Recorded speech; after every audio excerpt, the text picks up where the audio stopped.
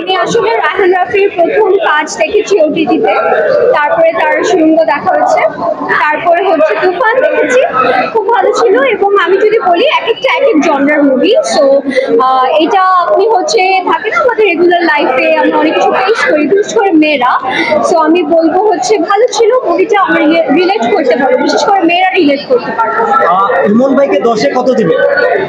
আসলে আমি মার্কিং করার কেউ না এখানে, না, আপনি দর্শক হিসেবে বলেন, দর্শক হিসেবে যদি বলি আমি মুভিটাকে খুব ভালো ছিল, ভালো অ্যাক্টিং করেছে। অনেকদিন পরে আমি আসলে আমাদের দেশে একটা ঝামেলা হয়ে গেছে আমরা অলরেডি জানি, সো ওটার পরে একটা ভালো একটা মুভি আমরা দেখতে পারলাম। আমার কাছে তো খুব ভালো লেগেছে, আমার ফ্রেন্ডস এন্ড আমি সবাই মিলে দেখেছি, খুব ভালো ছিল। ইমন ভাই তো বড় বড় অনেক কাজ করেছে, আমরা দেখেছি সব ছবি থেকে এটা ওটিটি প্ল্যাটফর্মে যে অভিনয়টা করেছে, আপনার একটা নিচার একটা করেছে সারেকা আপুর অভিনয় আর লাস্ট ইমন ভাইয়ের অভিনয় কেমন লেগেছে? টু বি ভেরি অনেস্ট, আমি হচ্ছে আসলে আমার তেমন একটা মুভি এগুলো দেখা হয় না।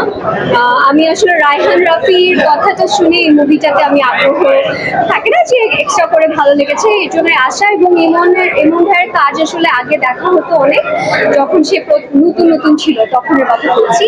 এরপরে আমি আসলে অনেক দিন পরে আজকে কাজটা দেখলাম, ভালো ছিল। আমাদের রায়হান রাফি ভাই বলা হয় সবসময় ভালো কাজ করে আসে, যেমন তুফান ছবি একটা মানে অলওয়েজ অনেক সুন্দর। এইটার পরেও ইমন ভাইকে নিয়ে একটা দুর্দান্ত একটা মুভি বানাইছে।